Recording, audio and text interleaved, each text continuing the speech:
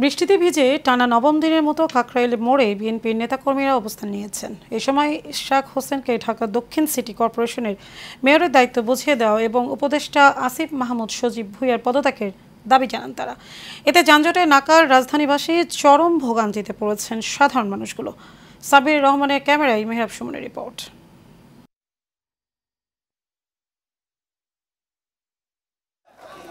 ইশরাক হোসেনকে ঢাকা দক্ষিণ সিটি কর্পোরেশনের মেয়র হিসাবে শপথ নেওয়ার দাবিতে বেশ কয়েকদিন ধরে মৎস্যভবন মোড়, কাকরাইল মসজিদের আশপাশের এলাকায় অবস্থান নেয় বিএনপির নেতাকর্মীরা।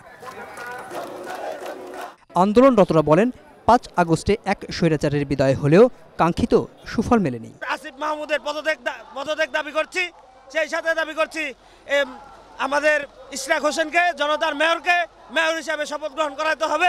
অনতিবিলম্বে নির্বাচনী রোডম্যাপ ঘোষণা করুন, আমাদেরকে আমাদের রাজপথে সুষ্ঠু রাজনীতি করার সুযোগ করে দিন। তা না হলে রাজপথে নেমেছি, দাবি আদায় না হওয়া পর্যন্ত আমরা রাজপথে থাকবো ইনশাল্লাহ। ৯০ স্বৈরাচারকে আমরা বসিয়েছিলাম, আমরা ভালো ভেবেছিলাম ইউনূসের মতো একজন ক্লিন ইমেজের মানুষকে, কিন্তু কোর্টের আদেশকে অবৈধ করে কোর্টের উপরে হস্তক্ষেপ করে ইশরাককে প্রতিহত করার বা ইশরাকের মেয়রত্ব বুঝিয়ে না দেওয়া ষড়যন্ত্র করা হচ্ছে।